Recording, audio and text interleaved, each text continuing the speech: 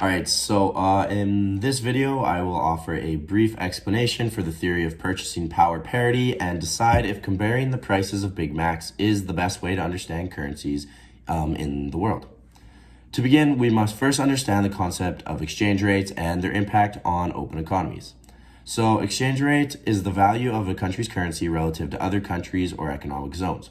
Most exchange rates are free floating, therefore they fluctuate based off of market supply and demand, much like a product or service. An example of this is the Canadian dollar in comparison to the US dollar. The exchange rate between these two currencies is $1 US to 1.26 Canadian dollars, meaning that for every US dollar an individual wants to exchange to Canadian dollars, they can purchase 1.26 Canadian dollars. Now that we have a general understanding of exchange rates, we can understand the concept of purchasing power parity.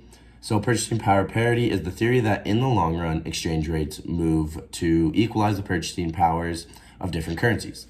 This theory states that in the long run, two currencies are in equilibrium when a specific basket of goods is priced the same in both countries, taking into account the exchange rates. So this means that if you were to take a basket of goods in one country and convert your currency into a different country's currency, you'd be able to buy the exact same basket of goods in the other country.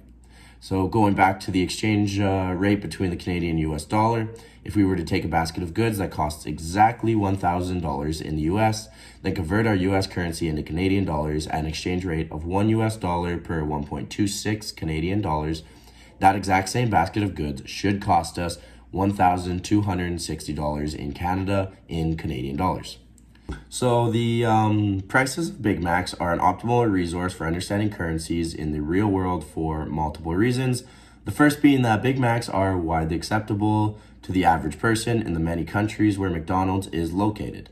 Secondly, Big Macs are not traded internationally, so the price of the Big Mac is not affected by foreign trade and is completely dependent on the country where it is located, directly reflecting the purchasing power of the country's currency.